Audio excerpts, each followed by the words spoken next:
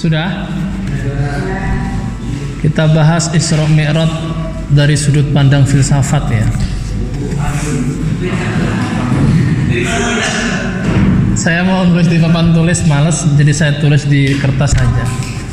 Saya rangkai jadi 3 poin tentang Isra Mi'raj dari sudut pandang filsafat, biar kalian ada pengayaan yang lebih luas lagi. Jadi Isra Mi'raj, kalau yang kalian sampaikan tadi pidato di depan berbicara tentang tawar-menawar Rasul Muhammad dengan Allah, pengurangan jumlah sholat, itu memang betul. Banyak hadis sahih yang membicarakan itu. Tapi rata-rata umat Islam, lebih-lebih kalian para pelajar mentok hanya membahas itu. Kalian tidak membahas sesuatu yang itu menjadi kajian tersendiri di dalam dunia filsafat. Ini sangat menarik. Oke? Saya tidak akan membicarakan tentang proses tawar-menawar Rasul Muhammad dengan Allah tentang sholat, tapi saya akan membicarakan tentang mungkinkah jarak yang semestinya ditempuh selama berapa? 40 hari, yang jaraknya 1500 km atau berapa itu, hanya ditempuh dalam waktu tidak sampai semalam. Bahkan bonusnya sampai ke Sidratul Muntaha. Nah, ini menarik nih. Ada 2 hal yang harus kalian pahami dulu ya. Isra Mi'raj ada 2 proses. Yang pertama adalah proses operasi hati. Jadi sebelum melakukan proses perjalanan Isra Mi'raj itu, Nabi Muhammad dioperasi dadanya, dibedah. Siapa yang membedah dada Muhammad? Yes.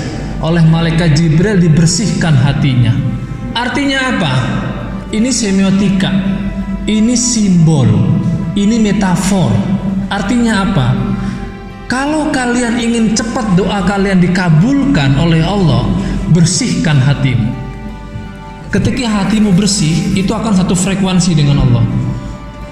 Kalau kamu tidak satu frekuensi dengan Allah, mental itu. Ya. Operasi hati yang dilakukan oleh Jibril itu sebagai isyarat bahwa semua penganut Muhammad, semua umat Muhammad, ketika doanya ingin dikabulkan oleh Allah, maka bersihkan hatimu. Siapa di antara kalian yang merasa doanya lama dikabulkan? Bersihkan hatimu ya. Itu yang pertama. Nah, ini gampang. Nah, ini gampang. Teori ini gampang, bisa diterima ya. Sangat mudah. Yang kedua, ini yang menarik nih, perjalanan waktu. Oke. Ada tokoh filsuf namanya Immanuel Kant. Immanuel Kant itu bukan dari kalangan orang Islam. Berbicara bahwa waktu itu terikat atau ada hubungannya dengan ruang dan waktu. Oke. Perjalanan, kata Immanuel Kant, itu terikat dengan ruang dan waktu. Kemudian hal ini dipertegas teorinya siapa itu? Einstein, betul. Albert Einstein tentang ruang dan waktu. Yes, itu teori tentang perjalanan ya, ruang dan waktu. Ingat tuh, Immanuel Kant. Kemudian ada teori yang mempertegas lagi, yaitu teorinya Albert Einstein, ruang dan waktu. Ada tokoh lain yang berbicara berbeda, yaitu Agustinus. Agustinus itu kalau nggak salah di abad pertengahan ya, seorang filsuf di abad pertengahan. Kata Agustinus, perjalanan itu meliputi waktu. Waktu sendiri ada 2, waktu subjektif dan waktu objektif. Ini kata Agustinus. Waktu subjektif itu waktu seperti tanggal di kalender, jam dinding, jam tangan, HP. Nah, kebanyakan manusia itu berpacu pada waktu tersebut, subjektif. Nah, ini kata siapa tadi? Agustinus. Yang kedua, waktu objektif. Tentu kalian pernah mendengar masa lalu, masa kini, dan masa akan datang. Kalian kalau duduk sebentar kemudian mengingat masa lalu, padahal itu sudah terjadi puluhan tahun yang lalu, apakah kalian merasa jauh dengan masa lalu itu? Tidak, kita merasa sangat dekat dengan masa lalu itu. Kayak baru kemarin. Ya Allah, perasaan baru kemarin aku sekolah di Darul Qolam, ini udah haflah. Nah, kemarinnya itu 6 tahun loh. Kemarinnya itu 6 tahun. Ini namanya waktu objektif, ada di dalam perasaan manusia, tidak terikat oleh ruang dan waktu. Contoh lagi, misalkan kalian pernah kalau jatuh cinta, misalkan pada masanya nanti kalian akan jatuh cinta. Ketika kamu di kelas, misalkan teman sekelasmu ada yang kamu cintai, waktu jam pelajaran yang 7 jam itu kamu rasa, ya Allah cepet banget, perasaan baru duduk gitu, iya kan? Perasaan baru duduk, baru melihat senyum dia, udah jaro saja. Nah, ini contoh. Kayak merasa waktu ini cepet banget nih. Nah, waktu objektif ini tidak terikat oleh ruang dan waktu. Jadi adanya di perasaan. Nah, adanya di perasaan. Contoh lagi, misalkan kalian menunggu kekasihmu janjian liburan, makan yuk di mana? Ke Tang Siti misalkan begitu. Tang Siti Mall yuk makan. Kamu nunggu, ya Allah lama banget, sampai 2 jam. Lama banget ya 2 jam. Jangan jauh-jauh deh 2 jam, 5 menit aja. Udah gelisah tuh, toleh kanan, toleh kiri, mana dia ya? Enggak datang, enggak kelihatan. Baru 5 menit tuh. Kamu datang duluan, terus duduk. Lama banget sih, kamu dari mana? Ya Allah, kan baru 5 menit gitu kan. Nah, itu serasa waktu itu 5 menit itu sangat lama banget. Nah, ini namanya objektif. Teori waktu objektifnya siapa tadi? Agustinus itu dipertegas juga oleh Martin Heidegger. Martin Heidegger itu seorang filsuf dari Jerman, ya, yang memberikan pengaruh besar terhadap filsuf Amerika.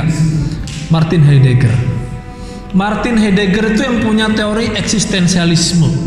Eksistensialisme itu membahas tentang keberlangsungan hidup manusia, meliputi waktu subjektif dan waktu objektif. Nah, kalau mau tahu siapa tadi Martin Heidegger, kita bicarakan di lain waktu. Nah, pertanyaannya, Ustadz, adakah hubungannya teori waktu tersebut dengan perjalanan Nabi Muhammad ketika Isra Mi'raj? Perlu Anda ketahui, Allah itu penguasa ruang dan waktu. Udah selesai kajiannya. Selesai. Allah itu penguasa ruang dan waktu.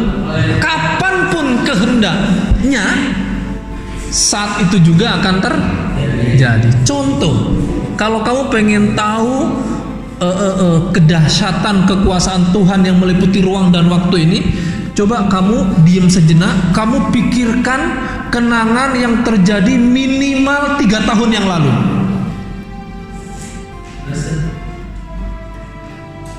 Ada di dekatmu? Itu padahal 3 tahun yang lalu. Nah, itu. Oke? Nah, hubungannya apa dengan Isra Mi'raj? Jawabannya sederhana. Allah itu menguasai ruang dan waktu. Selesai sudah. Yang penting kan kamu dapat teori tentang perjalanannya. Coba kalau kamu ceramah gitu kan, agamanya, religiusnya dapat, filsafatnya dapat. Jadi orang Islam itu tidak anti terhadap filsafat. Bisa kita kaji. Oke, kita review lagi. Yang pertama tokoh yang saya sebutkan tadi namanya siapa? No, yang paling depan Immanuel Kant. Immanuel Kant ini berbicara bahwa perjalanan itu terikat dengan ruang dan waktu. Teori Immanuel Kant terikat ruang dan waktu ini dipertegas dengan teorinya Albert Einstein yang berbicara tentang ruang dan waktu. Tapi ada tokoh lain yang berbicara bahwa waktu itu ada 2.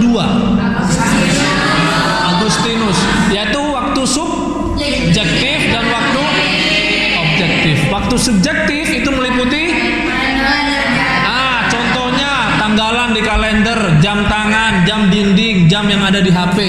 Itu yang biasa dipakai oleh manusia. Yang kedua waktu objektif. Ini letaknya ada di mana? Perasaan. Adanya dalam perasaan manusia. Contohnya adalah masa lalu, masa kini, dan masa yang akan datang. Terkait tiga masa ini, ada tokoh filsuf dari Jerman namanya Martin Heidegger yang mempertegas bahwa waktu itu meliputi tiga masa ini.